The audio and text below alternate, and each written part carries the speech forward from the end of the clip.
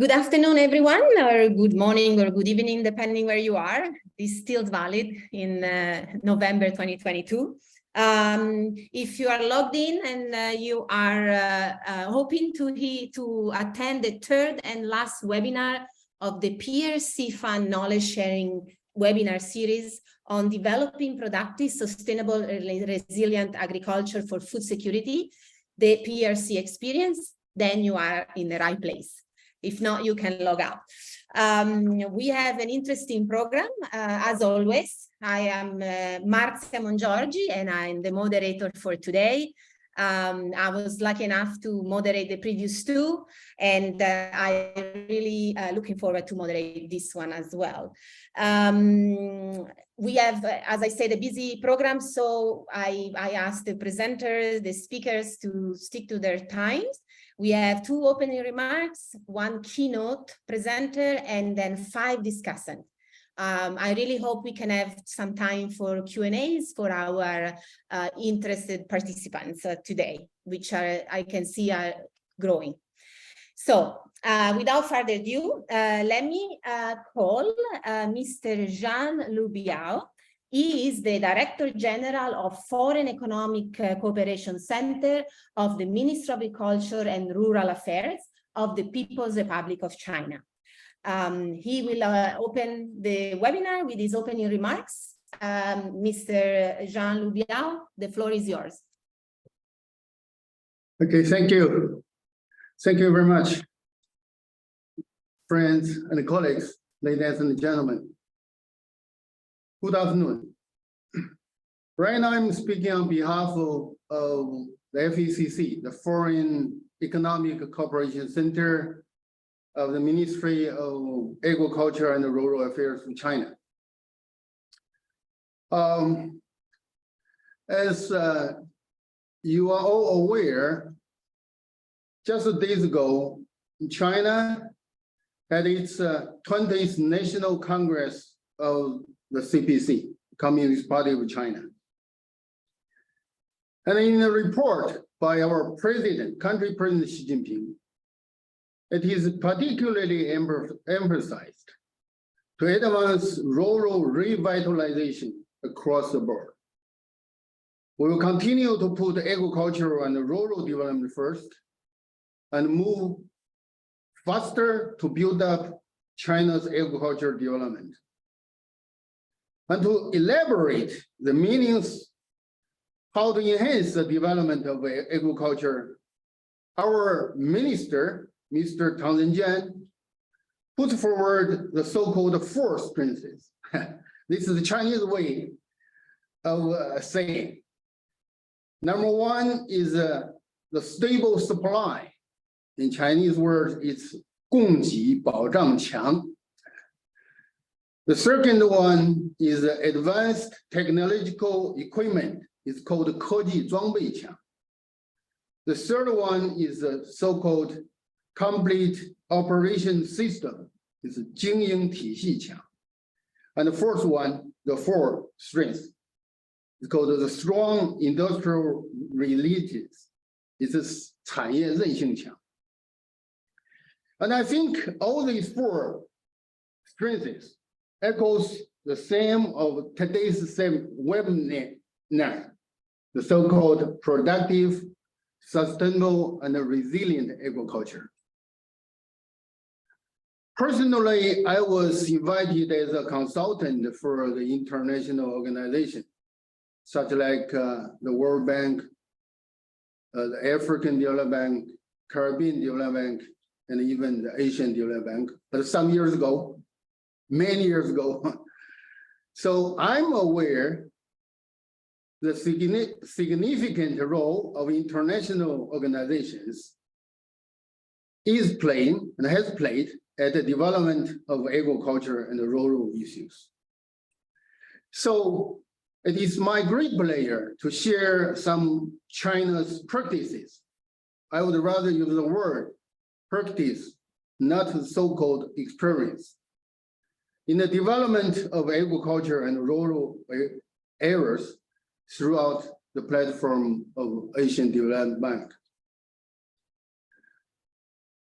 So in the new era, our cooperative partnership with ADB has further deepened. Together, we have conducted the TA projects in areas of green development, digital agriculture, rural comprehensive elderly care system, etc. So for FECC, we strongly support the organization of the series of webinars by ADB. And that's the reason why I'm here now. Through the series webinars, stakeholders, including Chinese institutions, enterprises, experts, and ADB's relevant department and experts are invited to share ideas, experiences, and best practices to build a good communication platform. And right now we need such kind of new way of platform. And this platform can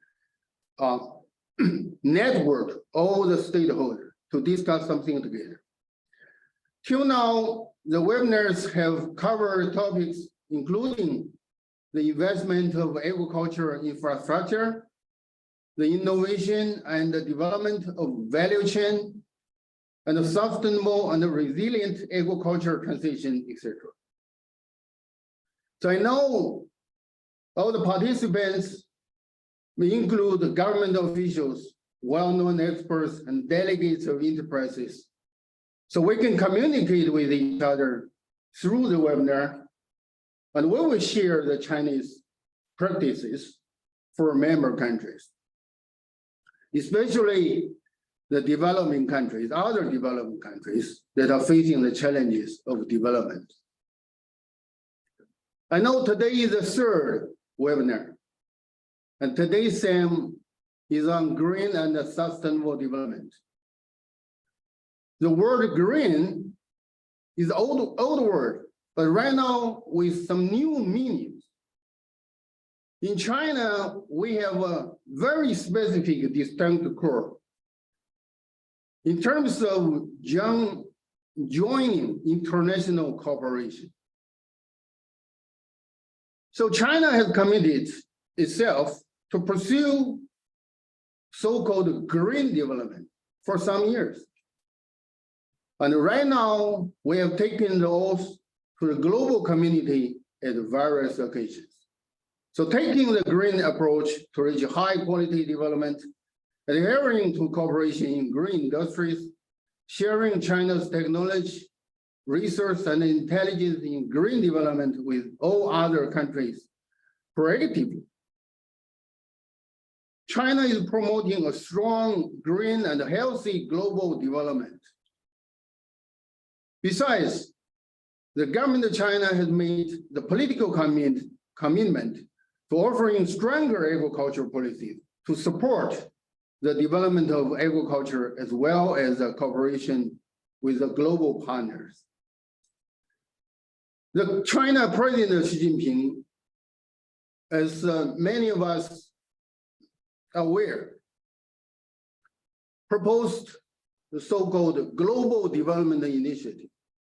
And just days ago at the Indonesia summit, it's well recognized and accepted by many country heads, country leaders.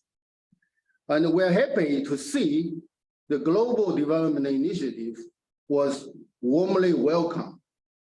And for FECC, the Foreign Economic Cooperation Center, our mission is to promote China's agriculture investment within the Agriculture Going Global initiative. So in the past, after the founding of FECC in 1984, FECC's main businesses were to loan projects of international financial organizations, including the ADB and the World Bank, WB, as well as introducing advanced technologies and management techniques from European countries. So FECC has another special name. It's called the China European Technological Center. So during early days, the projects led by FECC in cooperation with the World Bank, the ADB, and IFAD accounted for more than half of the total amount of foreign investment in actual use for agriculture nationwide. So significant contributions have been made by FECC to the development of China's agriculture and rural affairs.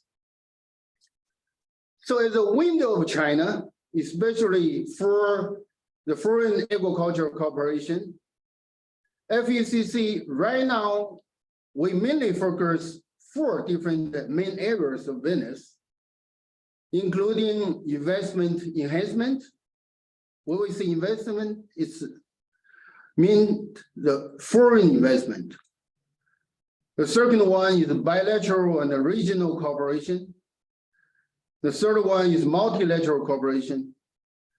The fourth one is development aid. The fifth one is planning and consultation. And the sixth one is public affairs. So in total, we have 16 different divisions. And the 16 divisions covers all the 6 different modules. We have a special division of multilateral cooperation division in charge of ADB or World Bank or IFAD or UN institutional affairs. Besides that, for multilateral cooperation, FECC also is a FAO's South-South Cooperation Coordination Research and Training Center in China. So we have another name, it's called FAO's South-South Cooperation Technology Center. For bilateral cooperation, FECC also has established several bilateral centers, such like the Sino-German Agriculture Center with the government of Germany. And also we have the regional cooperation centers, such like the Lanchang Mekong Agricultural Cooperation Centers. And all these centers just are located in the FECC's headquarters building. So above-mentioned centers have all become world-renowned in agricultural cooperation of agriculture. And right now we are thinking to initiate the so-called the Global Center for Agricultural Development and Cooperation. It's right now under discussion. This is at this stage is something like a confidential.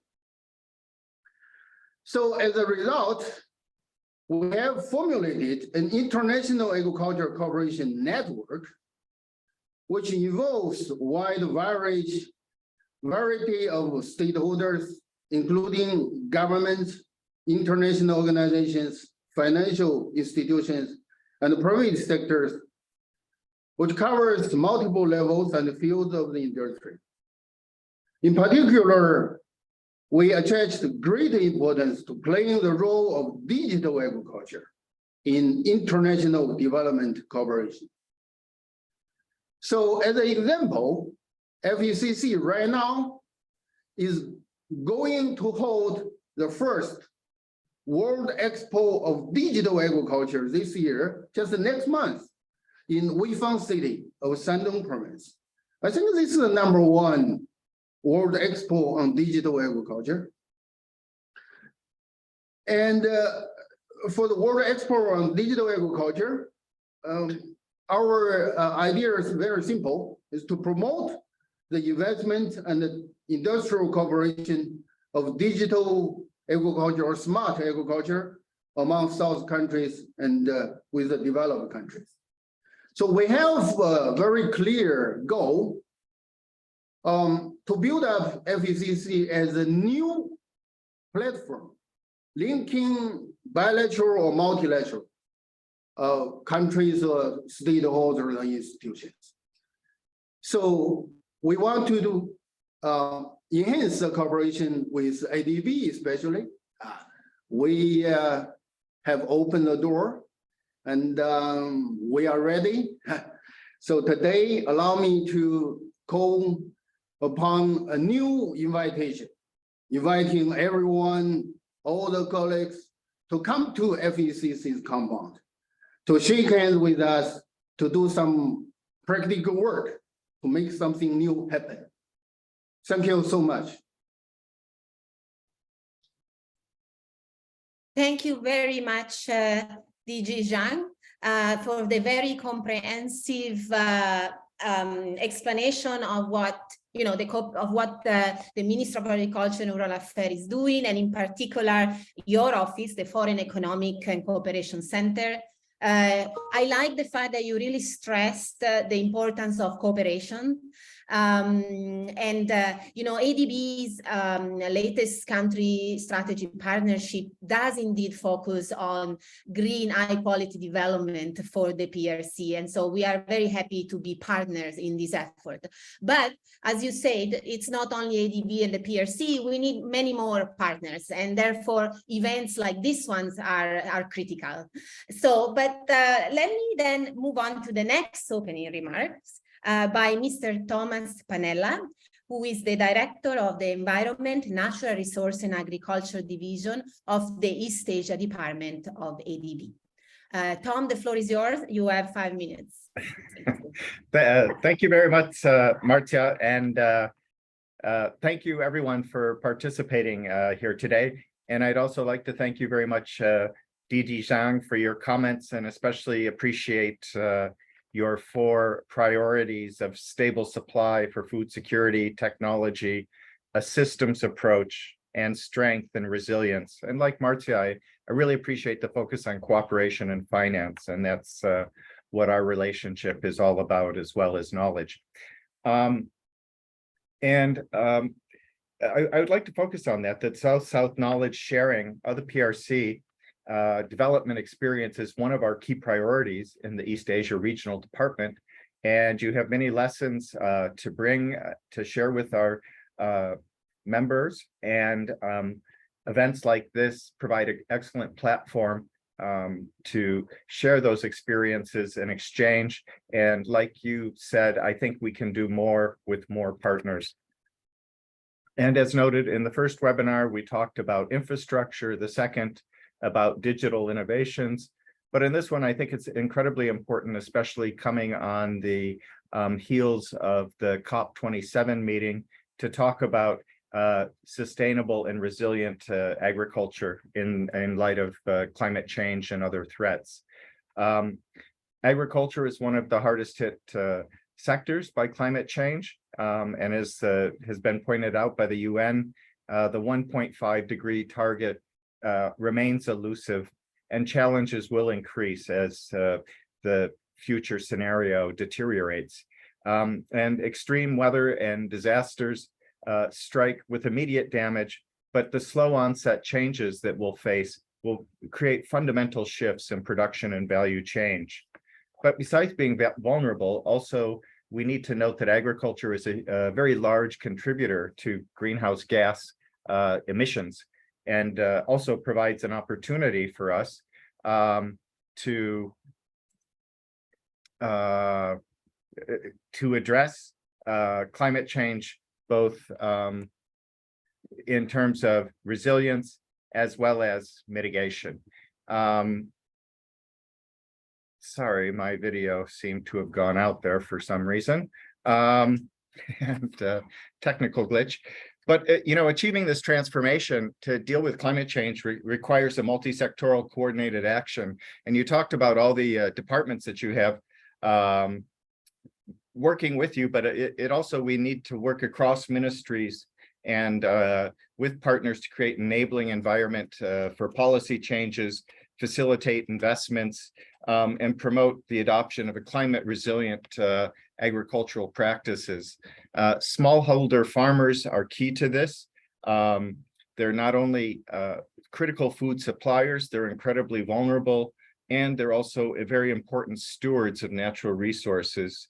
And we need to make sure that they're included as part of the equation in how we address climate change resilience, to ensure that the most vulnerable also are not the most affected by climate change impacts.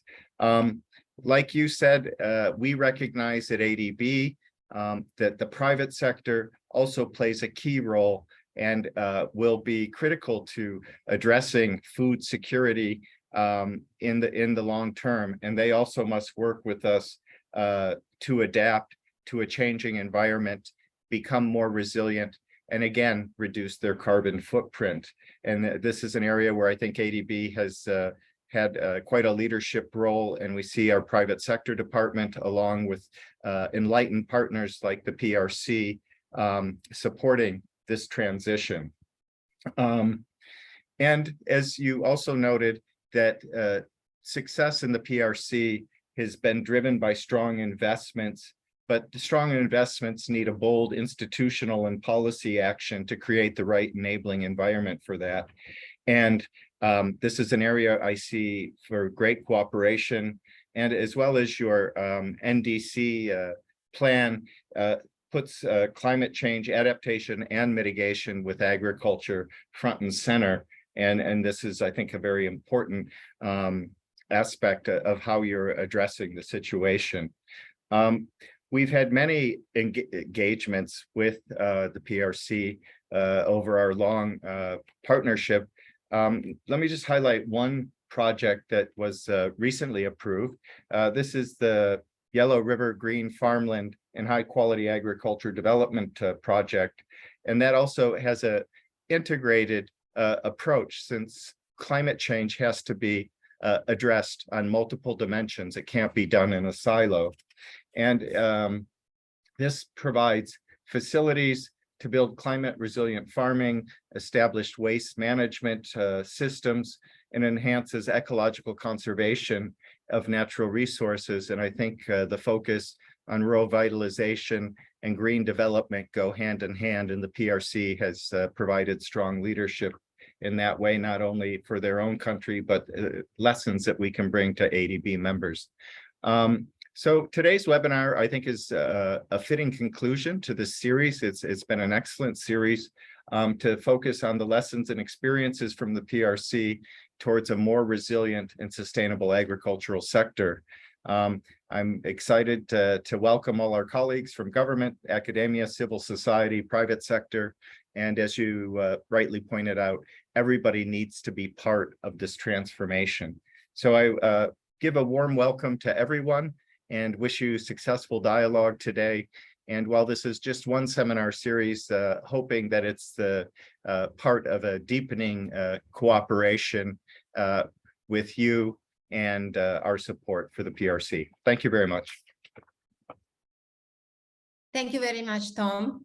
And as again, stressing the importance of cooperation of partners, but also what I liked is you're stressing the importance of enabling environment reforms, and also the cooperation and the work across ministries. And that's where also ADB can add value in supporting the PRC transformation by bridging the differences between ministries working on the same topics. Before going to the keynote presentation, which I'm really looking forward to, I'm told that we need to take a picture. So if you can switch on your cameras, please, then we will have a nice pictures of the event.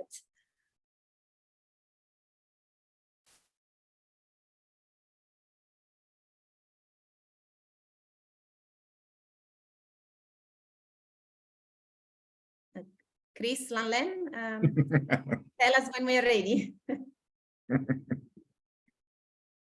Lan, since you're the facilitator, I think you should be in the picture. So yes, then we're ready. Great. Thank you, everyone. Thank you so much for the smiles. So now we can go to the keynote presentation. It's my pleasure to introduce you Professor Shenggen Fan. He's the Chair Professor and Dean of the Academy of Global Food Economics and Policy of the People's Republic of China. The floor is yours. You have 15 to 20 minutes. Thank you very much. Thank you, Marcia. Following the speakers by Dr. Donald and Thomas, so I'm going to give you an overview what's going on at global level, food and nutrition security, and also the resilient food system. I share with you on my PowerPoints here.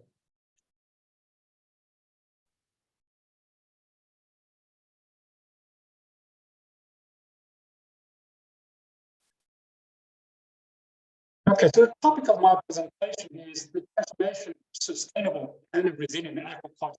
Very much the topic of this webinar. Excuse me, maybe you could move closer to your microphone. The audio is different now than it was before, just to confirm that. Yeah. Is it better now? That is a lot better. Thank you so much. So I will speak on 4 topics. Number 1 is emerging need for the transformation.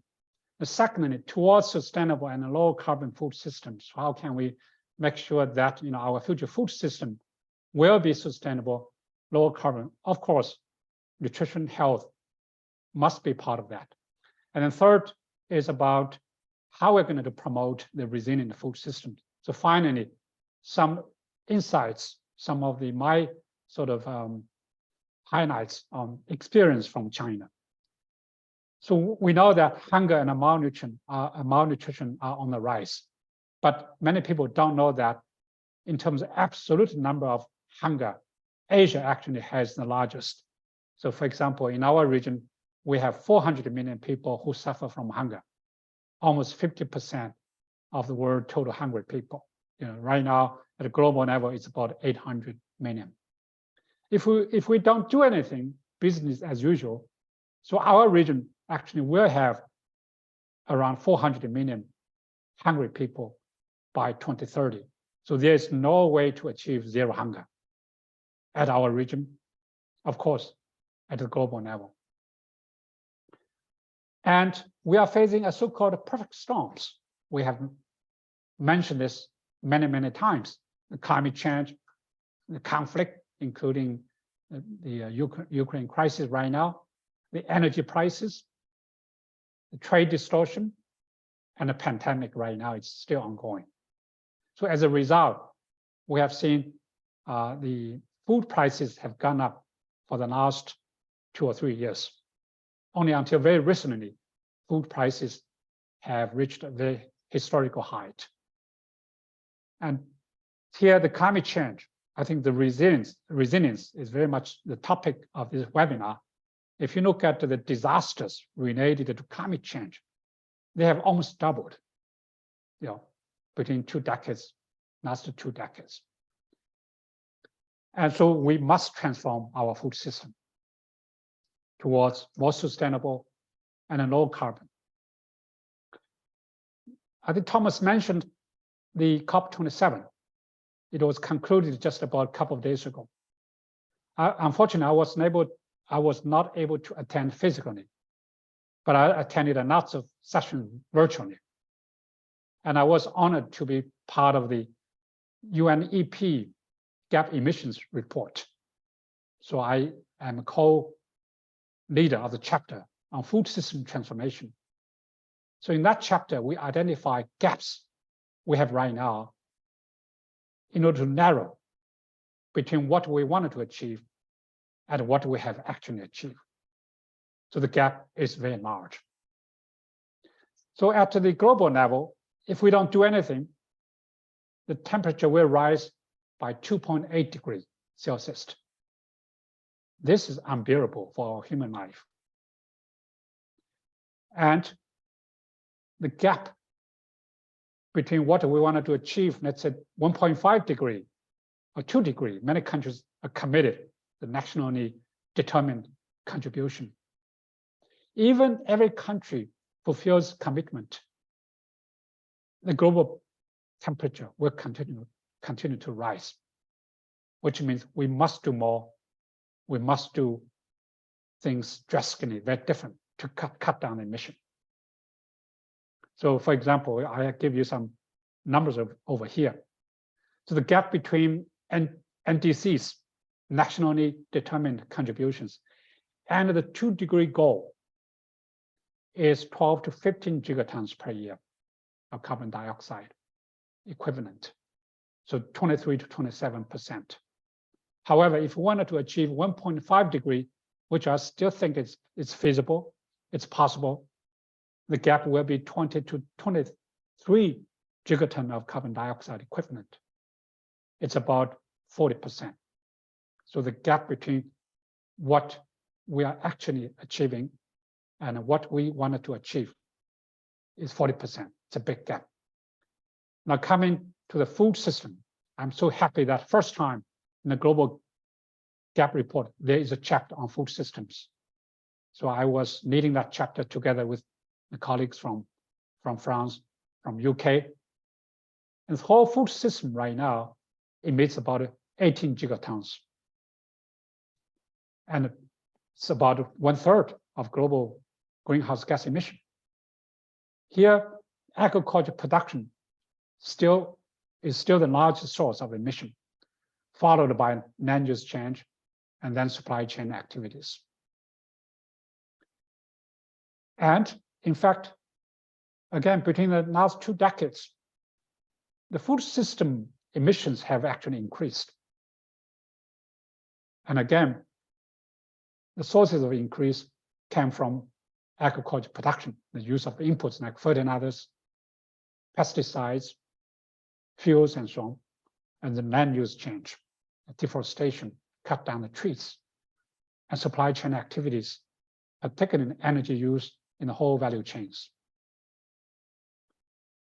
Now, our source of agri-food system in Asia is similar to the global level picture. Here, Central Asia, Eastern Asia, South Asia, Southeastern Asia, and so on. It's the data from FAO, and we have been working with FAO on some of these numbers. And again, for this our region in 2020, food system account for 24% of greenhouse gas emission. Yes, lower, little bit lower than percentage of the global level, but 24% is still quite significant.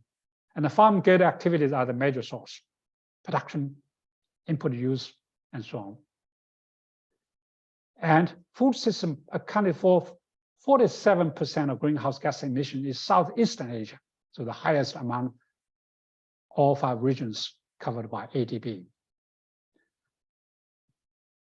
But the global emission potential is also very large. So if we can manage our production practices, protect our natural resources, improve our value chains, and improving our diets, we can cut down the emission quite a bit to maybe 5 gigaton, to the 20% level we have right now. So we can help to achieve 2-degree world. And here, I wanted to do just one by one. Number one is the demand side change. We used to focus on supply side, but demand side, if we can change our dietary pattern to reduce our red meat consumption, to consume more plant-based foods, we can cut down the carbon emission by 39%. Huge potential we can do. Now, deforestation. If we can stop the deforestation and to protect the ecosystem, protect the land, increase soil fertility, increase the sequestration capacity of the soil, so we can cut down the emission by more than 20% of what we need. So it's a 29-39%.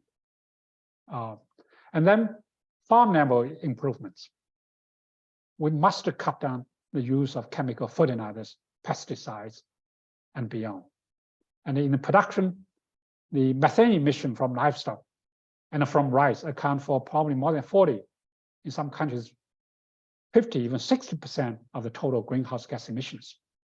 So we must develop technologies to bring down the carbon emissions from livestock and from rice. For example, from rice production, Vietnam in our region has a very good, successful experience in using wet and dry alternating irrigation and direct seeding technologies.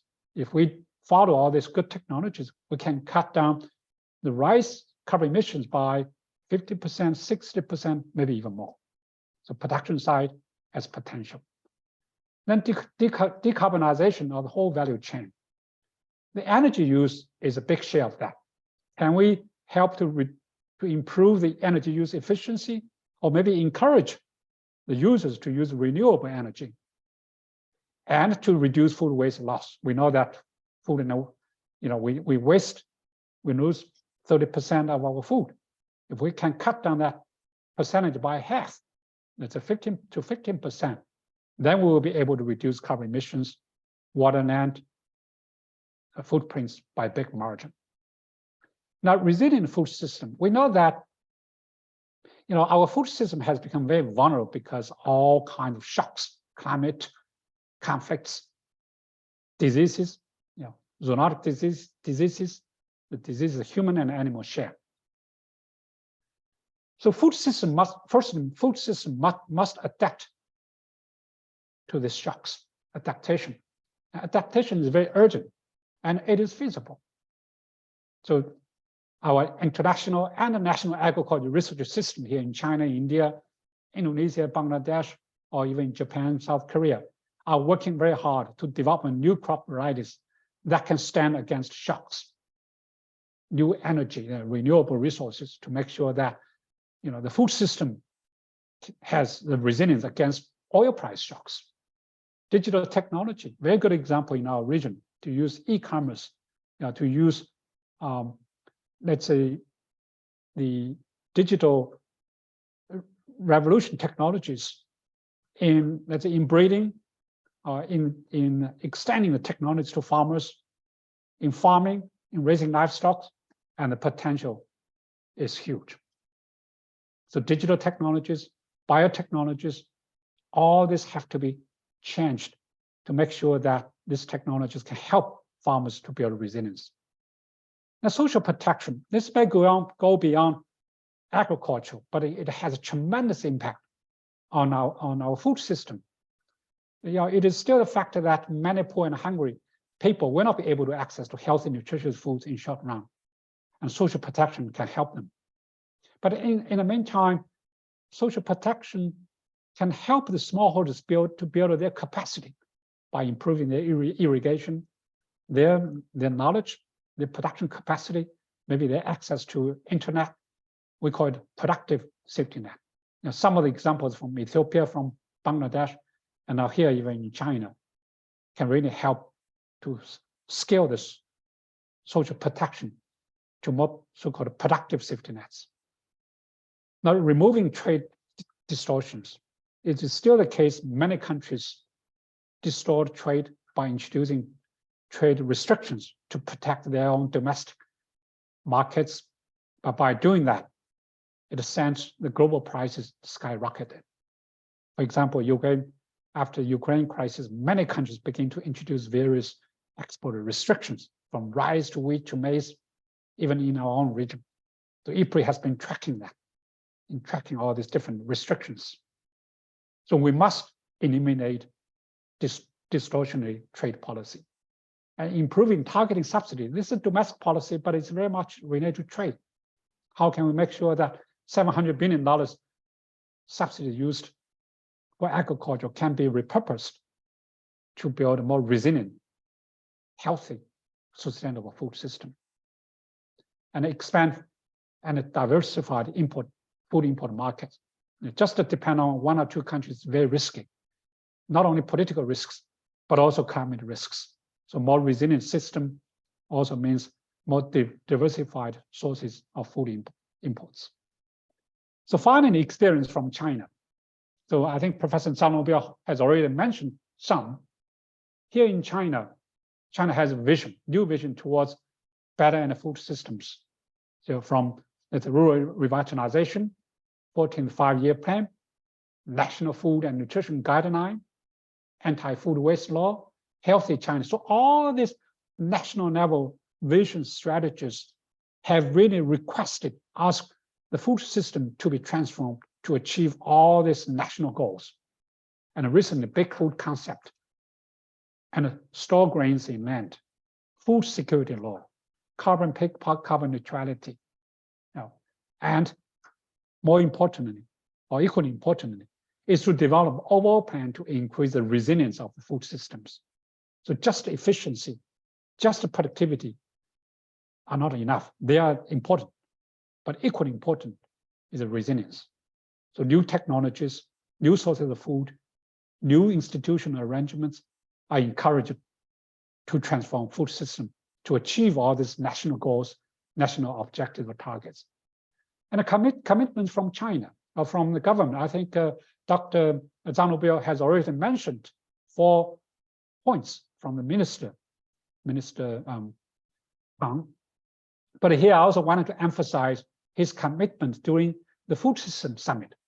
So number 1 is to improve food productivity, prioritize food production and agriculture, increase rural and agriculture input efficiently, not simply just increase, promote technology development, infrastructure, expand food supply in a sustainable way. So increase food supply in a sustainable way through innovation, through productivity enhancement. The second is to set up multinational guaranteed stable food supply chains. So using the sources from other countries, but here must be diverse to reduce the risks of over-dependency on 1 or 2 suppliers. And finally, to work together with global players like ADB, the World Bank, FAO, United Nations, to make sure that we can influence global arrangements, global institutional setup, to make sure that our global food system will function, will help the countries to achieve the goals, the objectives they have set up. And then plan in China. So then you have to act, when you have the vision strategies, then you must have concrete plan. So China has plans to strengthen institutions, policies, and investment using the food system approach. So here I want to emphasize the system approach. One is to set up a leadership group to coordinate the national and local food system policies and investments. The second is to increase productivity through more innovative technologies. Only innovation can do that. And then thirdly, to invest, to restore nature, to protect nature, and reforming institutions for land improvement. The land is very fragmented. So the institutional reform will be able to help to consolidate the land size, to help to increase the establishment of this called high standard agriculture land. I think the ADB's project in the Yellow River is very much on that. Green, sustainable, productive, high quality land is a must. And then farm, from farm to table, the whole value chains approach, not just the production side, before production, after production, and so on. And as I mentioned, social protection, particularly to help the elderly farmers. They're going to retire from agriculture, from food systems that deserve the good, healthy, and nutritious food and a very decent life after their retirement. So let me thank you. Thank you very much.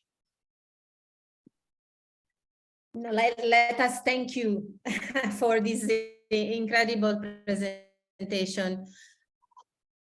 You stated very clearly the issue.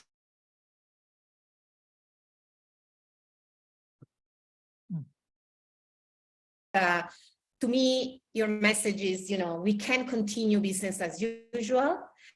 And this new model that we should adopt is feasible. And we have 2 very problems, and maybe we should work more on it, and we should work together. So let me, on behalf of everybody, of ADB, of all the participants, the panelists, let me thank you again. And then I look forward to the discussion with our panelists. So let us move on the next part of the program. And let me invite Ms. Michiko Katagami. She is the Principal Natural Resources and Agriculture Specialist of ADB in the Sustainable Development and Climate Change Department. Michiko, the floor is yours. You have 8 minutes. Thank you. Thank you very much. I hope you can hear me well. I'm just intrigued by all the list of all the priorities of the suggestion for the transformation. We have heard from the Professor Fan And then I personally was smiling because right now we're sitting in the middle of the review in our own strategy 2030. Food security and rural development is one of the priority pillar of the strategy. And I know that I personally gained a lot of information and also the insights, and it's very useful. And today I just wanted to touch upon some of the issues raised in the Dr. Fan's the presentation. And I mean, something resonate with this, and Mr. Chan has mentioned, and also Tom mentioned that is maybe we're doing the sort of like a transformational sort of a changes in a China portfolio, maybe with a focus on the operations, maybe outside of the China a little bit, just to get the sense of what sort of the where we are in terms of our operations, and with regard to this the required transformation. One of the things that I want to highlight, actually, I have two issues I would like to highlight, and if I have time, maybe I just want to pose a couple of questions. So let's see how it goes. One thing is about this resilience of the food system. We've been talking about this for many, many years, but the meaning of that has changed because of the pandemic, because of this ongoing food inflation, conflicts, and the supply chains, the disruptions.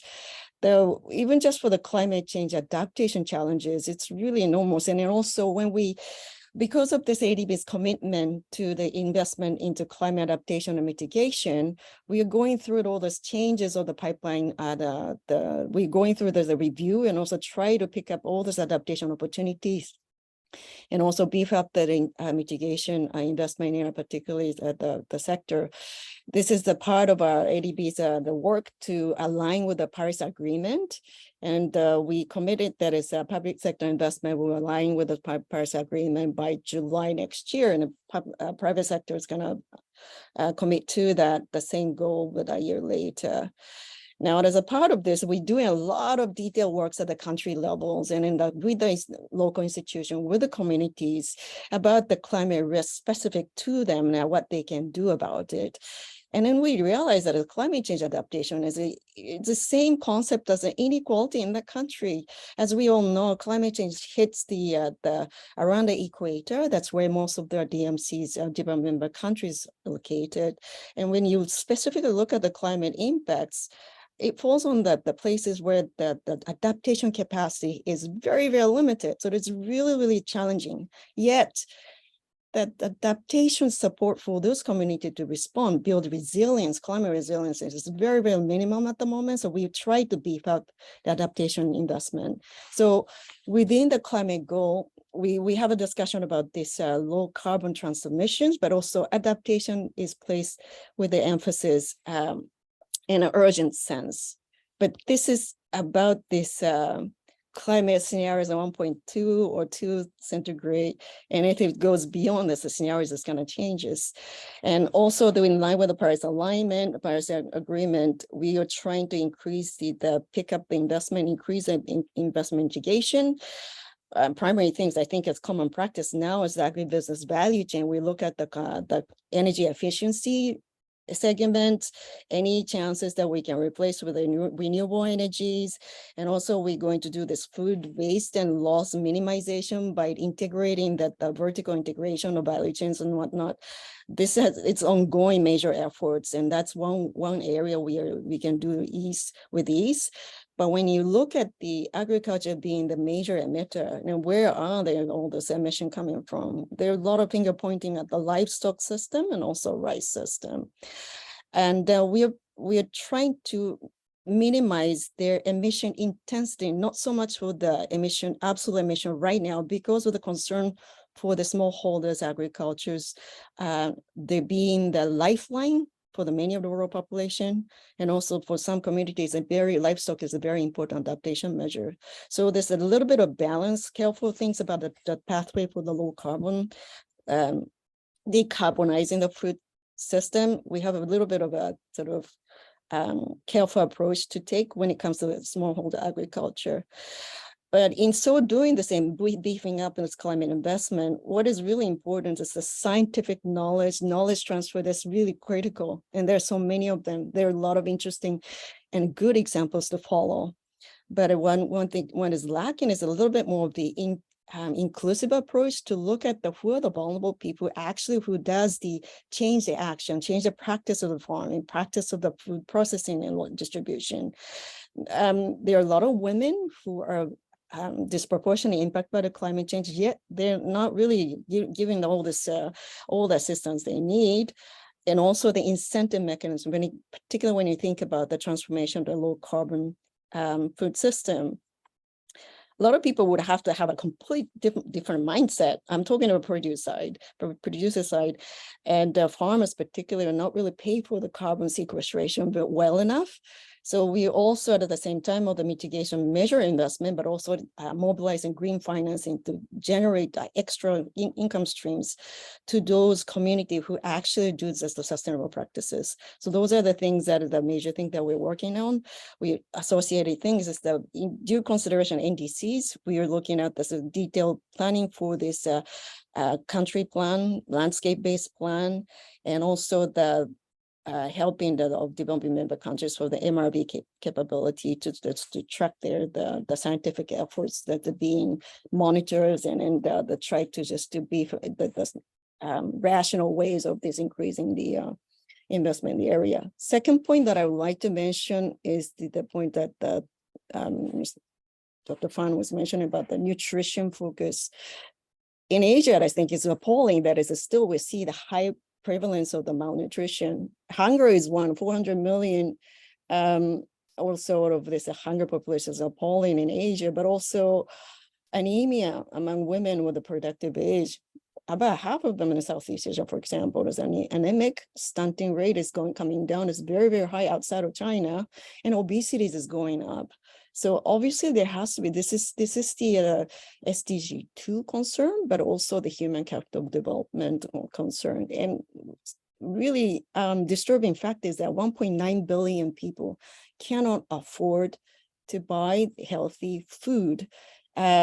What that is the food prices of this healthy set of diets is too expensive, and also the inequality in the income distribution, affordability. Many of the people do not have the affordability to access to the available healthy diet. So those are the nutrition challenges that we see. So ADB joined the Nutrition for Growth Summit in Tokyo last year for the first time, an internal working group together with the IFPRI started looking at this, how differently can we make our investment to impact more on the nutrition, localized nutrition issues.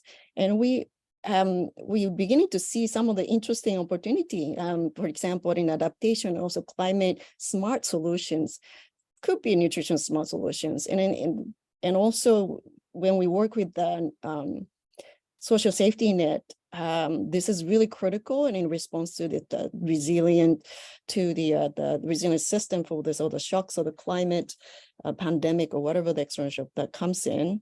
We were really working closely now with this team that has been working on a COVID response to try the systemic linkage between this and social safety net. And then after the emergency fade out, and then what we can we do for the longer term structural issues to secure that improve the nutrition and food security at the full household level. So those are the things that is going on right now. And lastly, if I may, I know I'm extending time, whatever we do, we have so many millions of smallholder farmers. So we have to think about upscaling to millions, not just for the usual size of 100,000, 50,000 that usually each project will address. So that's a really big challenge, cost effective, the upscaling that we have to think about. We have to think about policy changes, the incentive mechanism changes in a drastic manners. Those are the things that is on the agenda, and we really would like to get a lot more experience and insight coming from the Chinese experience on this one. Thank you very much for listening. Thank you so much, Thank you so much, Michiko. Very important points you added to the discussion in relation to inclusiveness. And if one thing is food security, but we also need a certain type of food now to avoid other issues. And so this adds to the complexity of the issues we have to handle. And that's why, again, we cannot do it alone. We need to be, have a concerted and programmatic approach to the overall issue.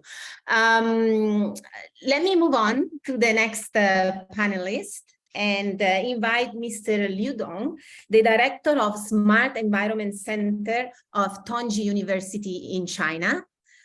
I believe you have some slides. You can start, and the floor is yours. You have 8 minutes, please. Thank you. Yeah, thank you so much to invite me to attend the high-level seminar. It's a very good chance for me to communicate with many top experts, but time is so limited, so I prefer to give the presentation in Chinese this time. Okay. 好，我用中文讲吧，谢谢大家。那么我们来讨论的就是，我们知道传统的农业都是大农场、大农田的这样的一个形式，所以我们在想，有没有可能我们采用一种分布式的农业生产的这样的一个模式？所以我今天来给大家做的题目报告就是植物工厂。那么我会从这4个方面来给大家讲述。那么我们知道集装箱我们一般是用来做货物运输的，但是呢我们想其实集装箱这个环境是一个非常好的环境，那么我们完全是可以通过这样的一个密闭的一个环境，然后我们把植物所生长所需要的这样的一些元素，在这些环境的因素在里面给予提供。那么我们知道其实植物的生长它本身是一个能源和能量转换的这样的一个过程，那么它需要光的输入，需要热能，也需要水，也需要矿物质等等。所以我们想就在这里头的话，我们可以实现这样的一个环境，而且这里面它可以实现一个立体的种植，所以这就是现代科技能够为我们去提供这样的一个技术的可能性。那么如果这样的一个实现的话，我们想可以为社区或者是为非常不适合生长的地区提供食物的一个生长。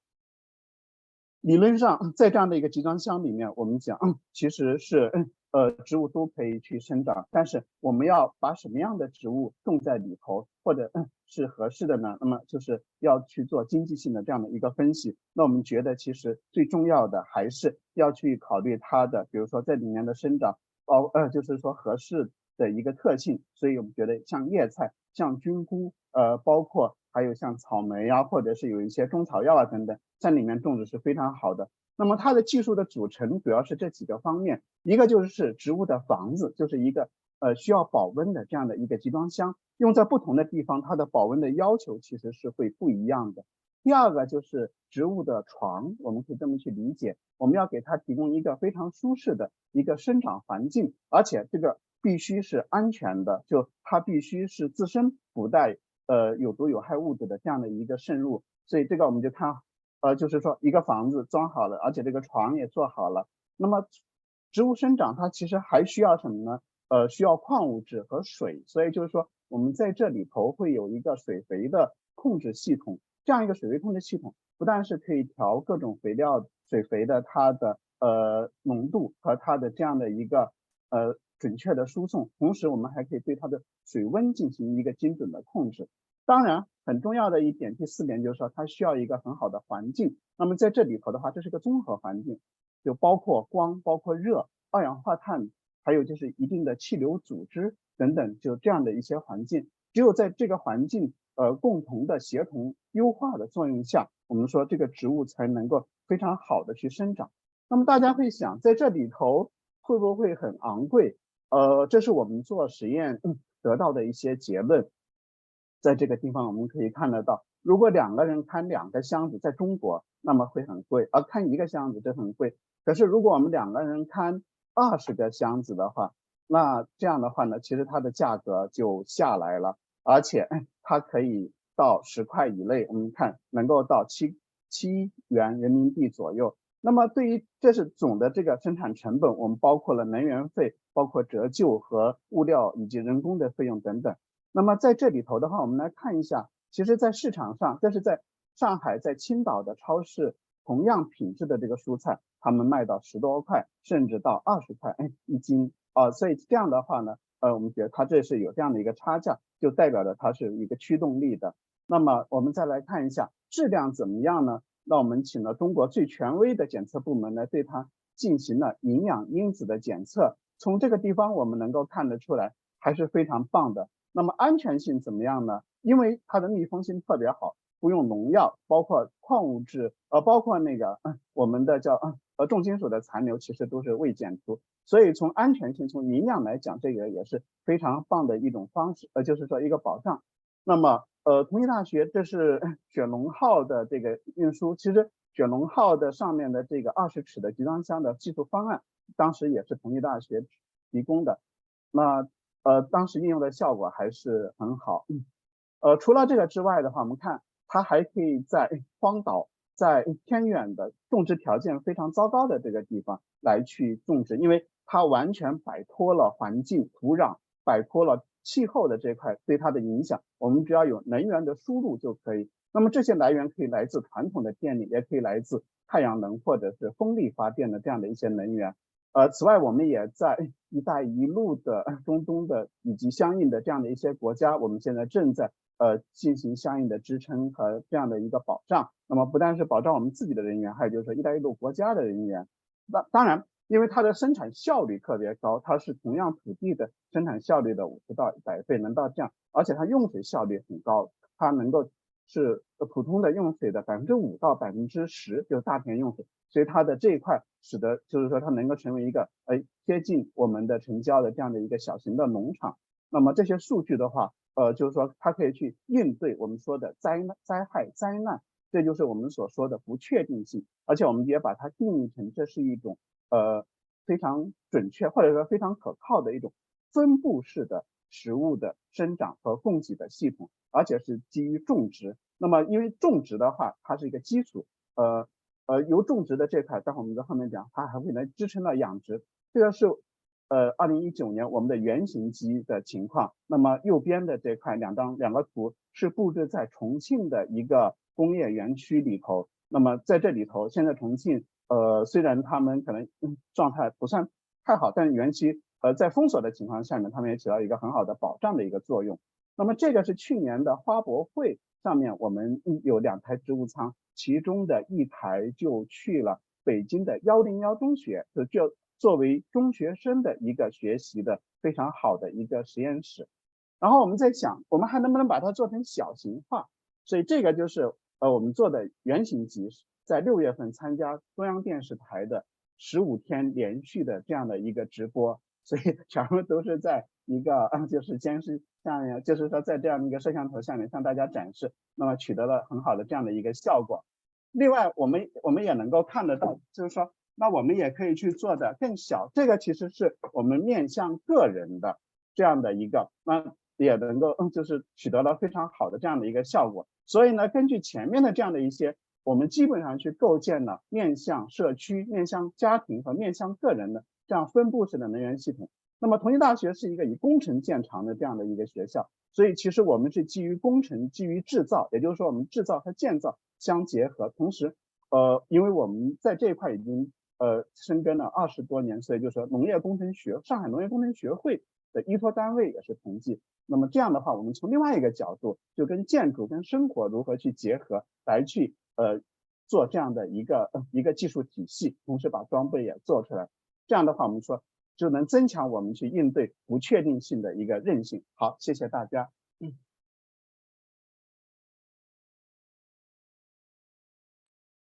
Thank you so much, Mr. Ludong. Thank you. Thank you also for bringing us to the reality, to an amazing example.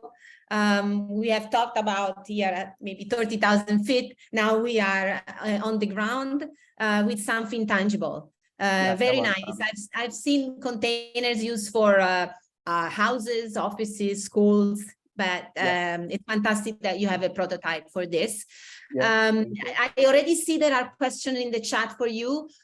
Given the time, maybe you can also already respond in the chat if you wish, or we can try later on. But I need to move on to the next panelist now. And let me introduce Mr. Martin Lemoine. He is the unit head of the Agribusiness Private Sector Operation Department of Asian Development Bank. Martin, the floor is yours. You have 8 minutes maximum. Hi, Maria. Thank you. Let me try to share my screen. Oh, okay, no, someone is sharing for me. Thank you so much. So I would like to give the agribusiness perspective. I'm in charge of the agribusiness line in ADB. So if I can move to the next slide. We are still a very small share of ADB, around 1% of total volume, but trying to grow that to become more important because it's quite a strategic space under Strategy 2030. Next slide. The context really in Asia and in PRC in particular is the dominance of smallholder farmers. As you all know, this is what characterizes Asia: 400 million smallholder farmers and 250 million of them in PRC. And that's really at the core of multiple issues: poverty, gender inequality, food insecurity, but also, as was discussed, impact of climate change, impact, both mitigation and adaptation, and also impact on biodiversity. Next slide. So how the question like we are trying to tackle is how do we work with these small farmers? And what we found is that agribusinesses, private sector, can be quite effective into engaging with smallholder farmers, both as supplier of inputs, so supplier of technology, as the one we've just seen. It could be a fertilizer, irrigation equipment, all kind of technology that private sector can supply to farmers. It could be knowledge, through extension services. But of course, most importantly, agribusiness provide a linkage to the markets and really can pull small farmers into markets, into local markets and international markets, with the opportunity to serve 4 billion consumers in Asia only. So this is really what we are about. I mean, the idea is to work with agribusinesses to have an impact on small farmers. Next slide. And so, if I may summarize the way ADB works on the sector, either we impact companies and farmers through intermediaries, which could be financial intermediaries like banks or microfinance institutions. So, for example, to do trade finance or other kinds of loans, very small loans. The other side of it would be to work, like my colleagues, with the governments to provide infrastructure and other assistance to the sector. But where we are different is that we are trying to work directly with private sector companies who themselves engage with small farmers. And this is where I think we can have an opportunity to have a very interesting design and to promote very innovative models of models of engaging with small farmers. Next slide. So this is just to summarize how we've grown the business recently in the last 10 years. The team has been growing so that we've been able to do more transactions. Overall, we've deployed $1 billion to 26 clients in 20 DMCs. And 8 of those clients have been in PRC. So PRC has been a very important market for us. It's around 1/3 of the funds that have been deployed. Next slide. I will explain what we've done. So here is to show that we've worked from anywhere from seeds to supermarkets across the entire value chain. And here I've highlighted in red the projects in the PRC to show that we've worked with animal feed companies, vegetables companies, dairy, livestock, and all the way to cold storage. So really to have an impact on the entire value chain. Next slide. So ultimately, what we are after is to have an impact on a very diverse impact on all SDGs and all what we call the operational priorities of ADB. So obviously, inclusive business on trying to impact as many small farmers as possible. So far, we've impacted 8 million small farmers, and most of them have been actually in PRC. Gender equality, so we push always for women employment. When we provide technical assistance training, we make sure we train women as a priority, women farmers. Climate, let me come back to it on the next slide, but of course, rural development and food security, that's the core of it. And as well as regional cooperation and integration, OP7. This is where we work with companies that are across several countries. And so we promote international trade as well as FDI, because with FDI comes also transfer of technology. For example, we work with one PRC client, New Hope, first in PRC, and then later on a transaction where they were investing in 8 other DMCs. So that was a good example of South-South collaboration. And also the last target in all the transactions, we try to mobilize co-financing from commercial banks. So out of 1 billion, we've mobilized 500 million of co-financing on top of that. Next slide. This is a bit of a deep dive on the climate finance models. As we've discussed, this is very important for the sector. So whenever we can, we push for climate mitigation, meaning like decarbonization of the sector, as well as climate adaptation, because as was mentioned by Tom, the sector is probably the most vulnerable to climate change. So a few examples of these models. In livestock, for example, we push for biogas production from manure to recycle this into organic fertilizer, but also the production of electricity. And that's something we've done quite systematically. Energy efficiency across the supply chain from the production of fertilizer to supermarkets and logistics. On climate adaptation, we've seen a variety of models. One has been to promote climate control greenhouses. So obviously, when you grow something under greenhouses, you are more resilient to change in weather.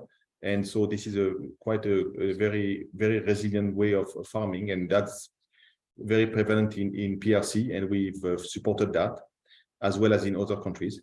Other models of climate mitigation have included agroforestry. We've done that quite a bit, and that could also be relevant for PRC, as well as climate smart inputs and aquaculture, and also the pushing for better storage and post-harvest assets, very important for climate adaptation as well. And next, final slide, just to conclude. So doing all these projects is, to me, only half of the impact, because they tend to be, ultimately, whatever we do, it's a drop in the ocean of the sector. So what we want to do is also promote these good models, these good stories, so that make them very public and very publicized, so that to inspire entrepreneurs to copy those models in the same countries, in the different DMCs as well. So we're always pushing for those news and those impact stories, also trying to share the knowledge about what we've done through articles and then conferences. So happy to, please feel free to reach out to me if you have any questions, because again, good communication is really half of what we need to do. Thank you. Thank you, Martin. Very, very interesting presentation. And I like that you really showed what the private sector side of ADB can do along the value chain, because I mean, we are not sorting out the issues by targeting only one part of the value chain. It has to be comprehensive. And I think, you know, I mean, I've been working in agrobusiness from the sovereign side, as you know, for many, many years. But I think a big value addition from the private sector is really promoting the adoption of new technologies. And so that's very, very interesting. And on this, Martin, you have a question in the Q&A box. Maybe you can answer by typing. I doubt we will have time for Q&A given the time, but please go ahead and have a look if you like. Let me then call the next panelist, Mr. Yu Ping, who is the CEO of Jiangsu Tianzhou Husbandry Company from the PRC. Mr. Yu Ping, the floor is yours. You have 8 minutes. Hi, everyone, and good afternoon. It's my pleasure to be here to share my experience and knowledge with China pig industries and also our company Tianzhou. Actually, our company name is Sichuan Tianzhou Company Limited, and we are just our company is pig genetic plus total solution suppliers all over China. So up until now, we have about more than 70,000 purebred all over China, mostly in the southwest and northeast and northwest. And maybe everyone knows that in terms of the pig production, China is 50% of the whole world. But at the same time, and the pig production is I think it's about 25% of China agricultures. So it means the pig production for China agriculture is very important. And I can just give you some numbers. So since I was getting into this business, that's 2005, the China, we have the 50 million sows, and we produce 600 million pigs a year. So it means per sows, the 12 market hogs per sow per year, which is very low efficiency. And I think for some other countries like North America and Europe, they got a 25, maybe average per sow per year. So China is far behind of world neighbors. So it's also, that is why I get into this business. I think in China, we have, that's 15 years ago, we have about 15 million sows. But now it is reduced down to 40 million sows. But I think it should go down to 30 million sows, even less, to produce 600 million pigs a year. What does that mean? Per sow per year is 1.5 tons grains per sow per year, the consumption. So if we can reduce with same quantity of production, if we can reduce the sows, we can save about, I think, around 20 to 30 million tons grains per year for China. And also because of feed conversion, it's I think it's 15 years ago, it's more than 3.5 kg per 1 kg live animals. Now it's about average, it's about 3 kgs live animal grain per 1 kg live animals. So I think what we can reach is about 2.5. It means per market hog, we waste about 50 kgs grains. What does that mean? In total, pig production in China, if we can do that, 2.5 feed conversion, I think we can save about 30 million tons a year. So plus the sows wasted, all those pig wasted, it's about 50 million tons per year. I think this is very big numbers. So if we are talking about the sustainable development of agriculture, I think this is very important. idea. I think the number we should keep low. So that is why Tianzhao and myself get into this business. So I think in next 10 to 15 years, China can reach that point, 2.5 feed conversion, and also we can reduce down the south to underneath 30 minutes. So what did Tianzhao did and myself did? So of course, if we are talking about the pig production, number one is genetics. So we must have a better genetics, good genetics. So that is why Tianzhao is the pig genetic company, genetic supply companies. So we at the beginning we imported this genetics from Canada, from France, and after that we developed, we expanded. So from 2000 we imported. Now we expanded to the 70,000 purebred and even more. So this is genetics, and also we use those technology. We select the better pigs, better genetics, and supply to the market. So now we are Tianzhao is one of the leading genetic suppliers in China, and also at the same time, with the good genetics and without the good infrastructure, it cannot work. So that is why I spent 15 years to study how to design the pig farms. So I started from the version 1, and now comes to the version 5. We started from one level. Now we came to the multiple floor pig farms. Maybe you know the guy. Now it's very popular here in China. I think Tianzhao and myself might be one of the leading designer for this multiple floor pig farms. I get a lot of experience because with the multiple floors, and we can save the land, we can save the energy, better biosecurity, and better management of the temperatures and others. And also it's better for the environment protection. It means it's easier to treat dead pigs, manures, and odors.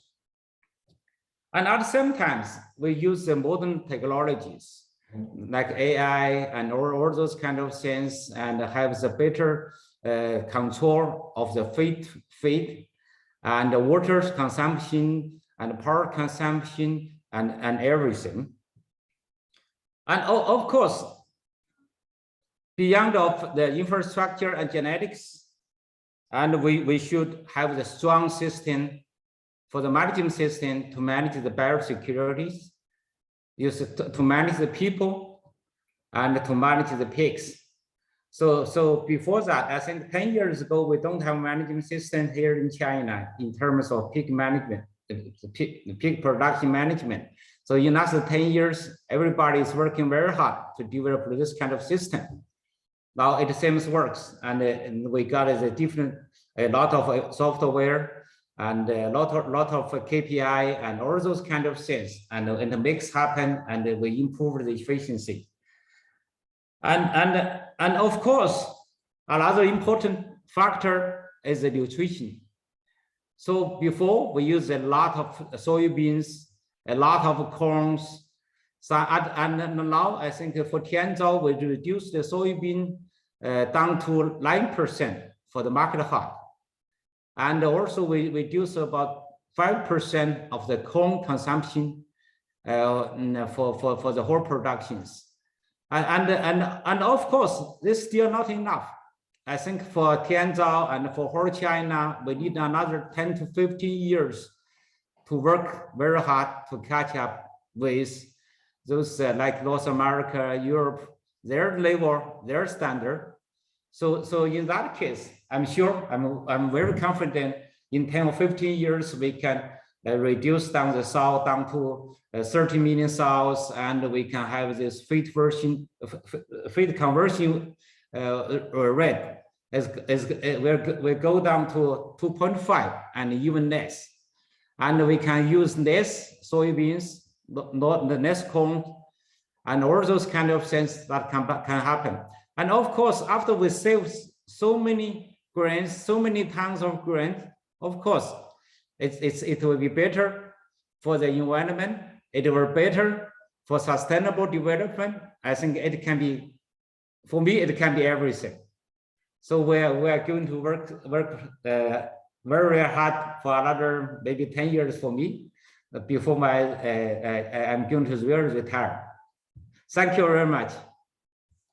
Thank you so much, Mr. Yupin. This is very interesting. Again, another example on how it's important that we look at the entire chain. So you talked about genetics, you talked about the design of the farm, you talk about the savings of natural resources, the savings of the nutrients for the pigs. So this is all very, very important. And it's I thank you so much for bringing again another practical example to the discussion. Again, if people have questions for Mr. Yuping, please put it in the chat and he will be able to respond. Let me move on to the last but not the least speaker of today, Mr. Iskandar Abdullayev. He is Deputy Director of the Central Asia Regional Economic Cooperation Institute, which is the CAREC Institute based in Urumqi, the People's Republic of China. Dr. Iskandar, the floor is yours. Thank you very much. I think what I will try to do is to reflect what today we have discussed to one of the regions where agriculture plays an important role is Central Asia or CAREC region. CAREC Institute have been doing research and policy work, dialogues, publications on this focus since 2019. And we can really share with you some findings of agriculture development in this region. First of all, of course, this region have been the post-Soviet region, so-called. There were some transformations of agriculture from collective farming into shareholder farms, and land have been distributed among rural population for food security purposes in the beginning. And currently, I think also we can witness that crop rotation have been replaced from cotton to other crops. At the same time, this region very heavily dependent on water, which we are talking about today also, that water planning and also water sharing is key issue for future of agriculture in this region. Therefore, the reforms which take place in water sector is also affecting, of course, agriculture.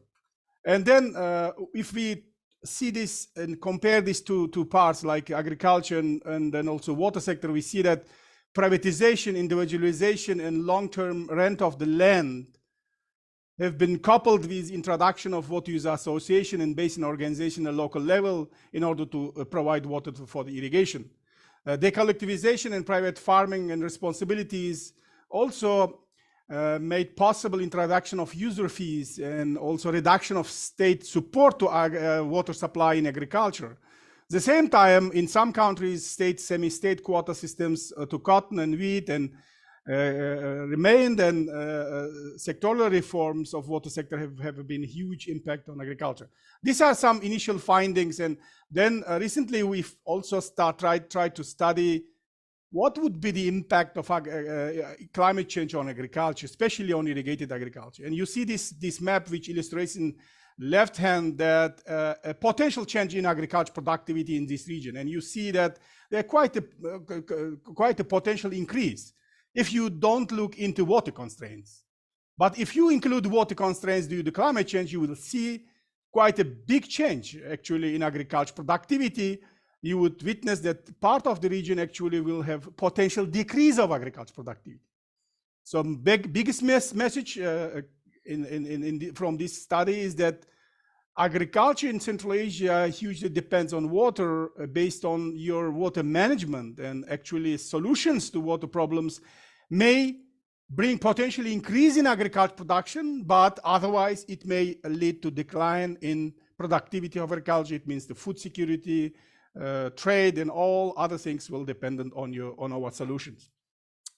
And also, if we see the vulnerability of different countries on climate change, especially focusing on irrigated agriculture, you would see that least developing countries such as Afghanistan will be very heavily hit due to this climate change, especially agriculture sector. Other regions like Pakistan, Turkmenistan, Uzbekistan as well have to be really dealing with climate change carefully, develop the policies and also technology in order to overcome this negative impact of climate change.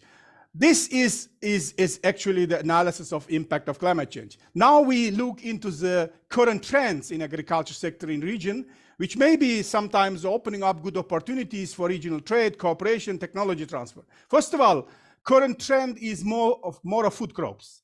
So rice, fruits, and vegetables are increasing. Share of these crops are increasing in the region considerably. And we also witnessed for last 10, 15 years, we see that reduction of cash crops, like cotton areas are really reduced. Maybe 3 times less cotton is growing in Central Asia now in comparison with end of 90s. And also cropping intensity is increasing. 2-3 crops per year versus 1 crop, formerly cotton or wheat. So this is also a very, very interesting trend, which means that more water consumption, more energy consumption will be in agriculture. And also we see that change in agriculture technologies. After the collapse of Soviet Union, we have witnessed reduction of fertilizer and chemical use in agriculture in Central Asia. But currently, last 5 years, we see steep increase in application of fertilizer and chemicals in agriculture. There's also a message what Thomas and other colleagues said in the beginning, that there is actually this change in place, which may affect also climate change. Wide use of greenhouses and intensive agriculture methods are coming in. Area of greenhouses actually tripled in Central Asia last 3 years. And the last but not least, which I already mentioned once, more water scarcity. And we witness in the region attempts to integrate drip irrigation into the agriculture irrigation systems. There are state subsidies and localizations going on. I think these are also some trends which I think we have to keep in mind when we think about agriculture and future of agriculture in Central Asia. Now, at the last, I would say, what are some intervention areas or demand in agriculture? First of all, it's food security and social role of agriculture is increasing. Still, in Central Asia, agriculture is seen as an employment opportunity. Although this is reducing, it's getting less and less, but still most of the people are living 50 to 60% of population still residing in rural areas. Therefore, they see agriculture as an employment source. Lately, after this Ukraine crisis, we witnessed that trade in agriculture commodities are increasing. Initial attempts of the countries to close the borders and restrict the trade of agriculture productions are now replaced of more open, more trade on agriculture commodities. Especially the last 8 months, we see increase of trade of agriculture commodities in the region. And then, of course, one area is still open, and I think this is maybe relevant to our today's discussion, is transfer knowledge and technology. Still, region lacks of efficient extension and knowledge support to agriculture production. It has been, of course, remodeled and changed after the collapse of Soviet Union, but still we're seeking good opportunities to provide knowledge, innovations, and extension service to agriculture. Of course, the last but not least is investment in the agriculture sector. It's declining. State and public funds are declining. But there are opportunities to open up to private and international financing in agriculture to the Central Asian countries. Of course, new forms of agriculture enterprises, we see more attempts to cooperate and grow crops together and to fit the demands of the market. Agriculture clusters, large-scale farming are becoming more and more prominent in agriculture production in Central Asia. All in all, the maybe last message is that research-based interventions, developing more visible, more viable, and more sustainable agriculture in CARIC region is very important. It's socially, it's politically, and also economically important aspect. Thank you for your attention, and if you want to ask questions, I will be ready to respond. Thank you. Thank you so much, and for a very concise but very powerful presentation. And also this reminds us that, you know, every region, every country has its own specific issues. And so we as development institution cannot have a solution that fits all. And you highlighted another important aspect, that's water management, apart from others. But I think, you know, the water issue and the related to climate change, it's very important, and we need to assess its impact on the region. So this concludes the presentation from the panelists. Although we are out of time, it's 3:35. I would like to ask if there are some questions. I see one question for you, Dr. Iskandar. Oh, it has been answered. Okay, I try online. Yeah, you're very efficient. Okay, so maybe I'll open the floor if there are. I still see a lot of participants present. So if somebody wants to raise any question, that would be the right time now. Before we conclude, although we are a bit over time, but bear with me for a few more minutes. You can raise your hand, or you can write in the chat. So there was maybe, let me go back to one of the initial questions, and this is for Mr. Liu Dong on the containers agriculture. One of the participants is asking, how is the taste and the texture of the vegetables that are grown inside the container?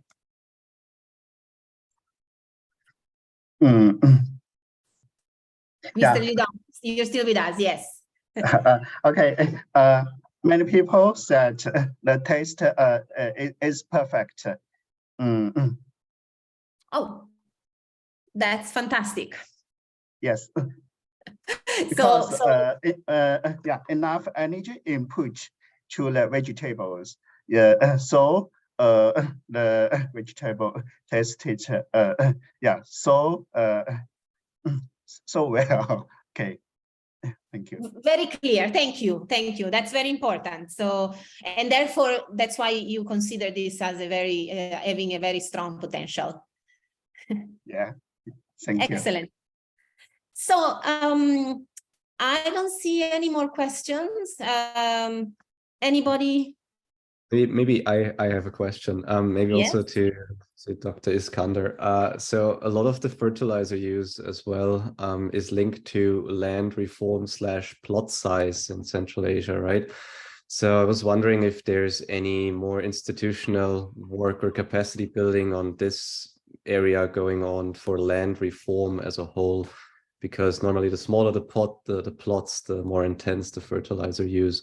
And that then, of course, has implications both for emissions, if we produce more fertilizer, and also water as an example for runoff.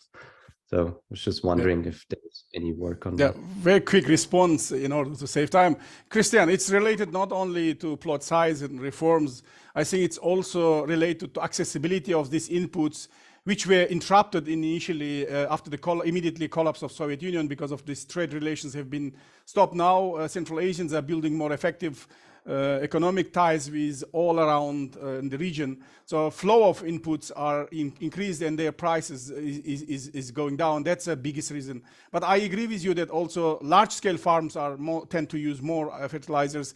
Yeah, there is some attempts to shift to so-called green agriculture. There is policies to promote this agriculture and give incentives and also some subsidies actually to make a green agriculture more viable. But I think we should go much more. I think more training, more capacity building, more policy dialogues are required. That's very short. Okay, thanks. Thank you.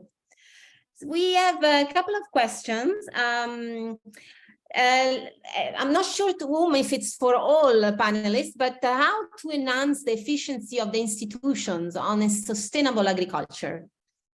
Very, very important question. Anybody wants to take a try on how to answer this? Maybe very shortly, an example of Central Asia.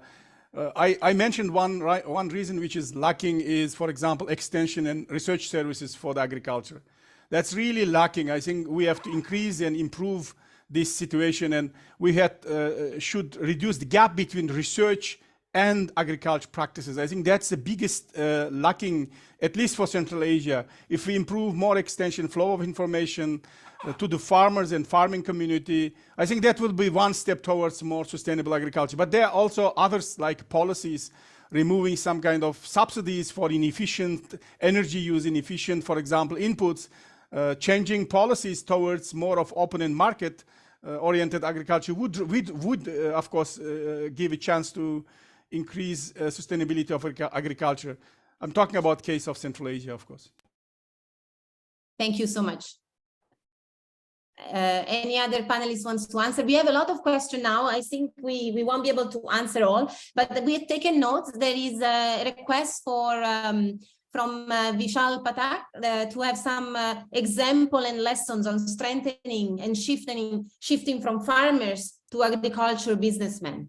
That's a very, very important point. And in my experience, having done a lot of projects in South Asia specifically, not all farmers can become businessmen. But then you have to look at the models that, similar to what Dr. Iskandar has mentioned, there are, cooperative or other type of models that can work with the farmers that have a business sense, but then maybe congregate other smallholder farmers, and then you can work together.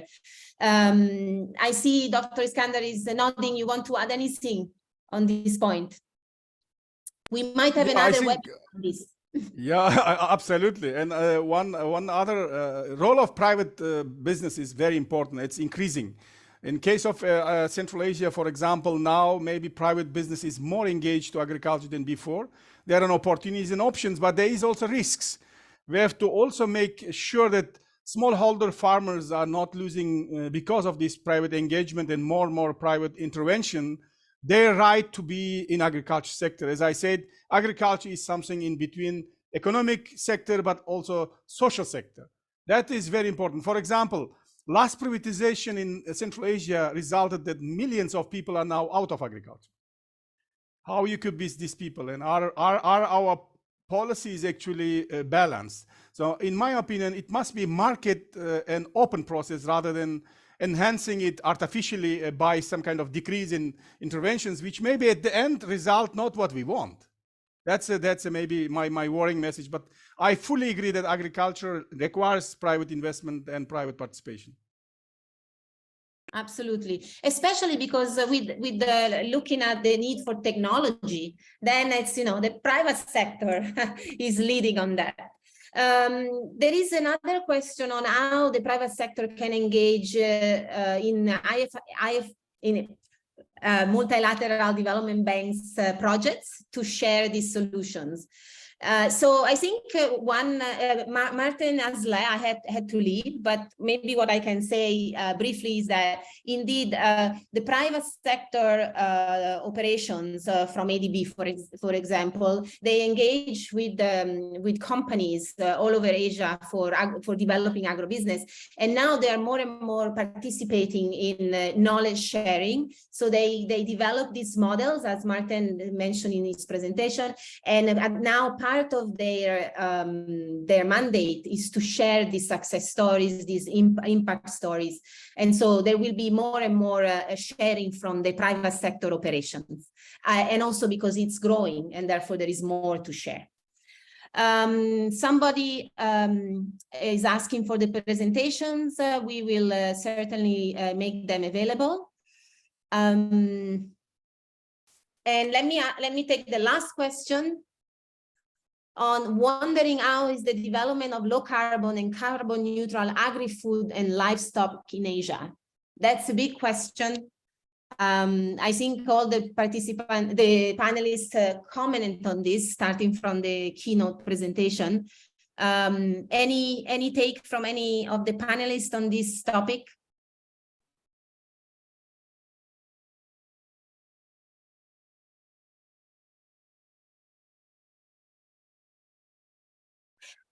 what I can say is that, we are all working towards decarbonizing the whole value chain.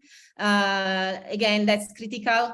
And we don't have the magic wand, and we are all trying with different ways and different models. And you must have seen in the presentation of Martin with the various actions along the value chain. And I see Michiko, I was thinking of you. Do you want to come in and say a few words on just the briefly?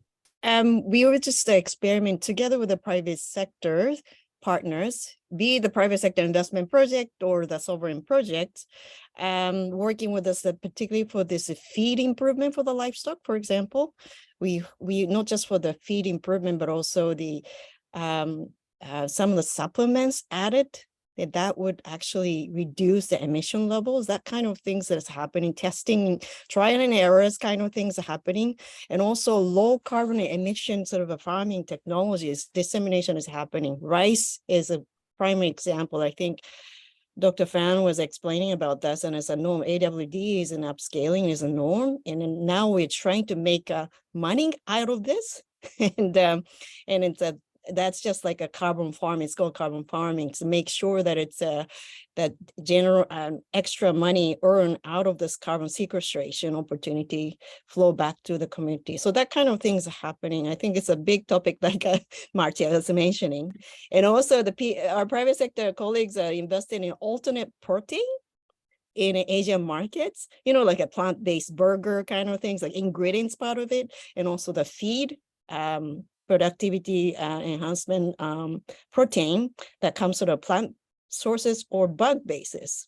Those kind of investment really actually help to decarbonize the food system. So those interesting things are happening. And the biotechnology, there are so many examples, but still, we don't, like Marcia mentioned, this is it kind of a pathway. It hasn't been found yet. I'll stop here. Thanks a lot, Michiko. And I think it's time to say goodbye. I will thank you very much, everyone, for presenting, participating, raising interesting questions. I see this as the beginning of a dialogue. You are always free to contact us, whoever presented, or ADB as an institution. I supposed to make closing remarks. I'm not going to make closing remarks, but what I would like to say is that I hope that with this event, we all are a bit more prepared for the perfect storm that Professor Fan mentioned in his keynote presentation. So thank you very much, everyone, and have a nice evening. Bye-bye. Thank you. Bye-bye. Bye-bye. Thank you. Bye-bye.